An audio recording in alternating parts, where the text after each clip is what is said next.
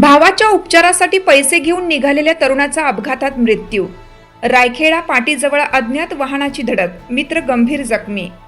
कोमात असलेल्या भावाच्या उपचारासाठी पैशांची व्यवस्था करून संभाजीनगरकडे निघालेल्या तरुणाचा अपघातात दुर्दैवी मृत्यू झाल्याची हृदयद्रावक घटना जालना रस्त्यावरील रायखेडा पाटीजवळ रविवार दिनांक 31 रोजी सकाळी 7:30च्या सुमारास घडली।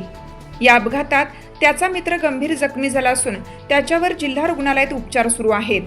हिंगोली जिल्ह्यातील सेनगाव तालुक्यातील दताड येथील अनिल देविदास सुर्वे वय 25 व त्यांचा मित्र संकेत दत्ता बेले वय 25 राहणार पुसद हे दुचाकीवरून जिंतूर मार्गे संभाजीनगरकडे जात होते।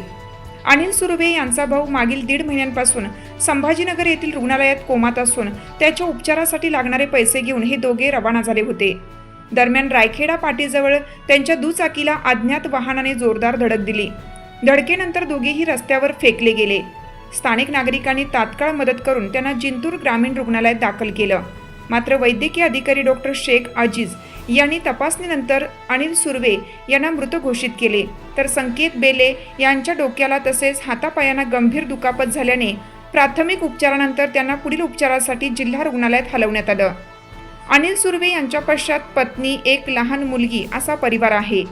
एकीकडे भाऊ कोमात असताना त्याच्या उपचारासाठी धावपळ करणाऱ्या भावाचाच अपघाती मृत्यू झाल्याने सुर्वे कुटुंबावर दुःखाचा डोंगर कोसळला आहे। या घटनेमुळे दताळ गावासह संपूर्ण परिसरात हळहळ व्यक्त होत असून गावात शोककळा पसरली आहे। घटनेची माहिती मिळताच चारठाणा पोलीस ठाण्याचे अधिकारी व कर्मचारी यांनी घटनास्थळाला भेट देऊन पंचनामा केला। वृत्त लिहीपर्यंत अपघातास कारणीभूत ठरलेल्या अज्ञात वाहनाचा शोध सुरू होता।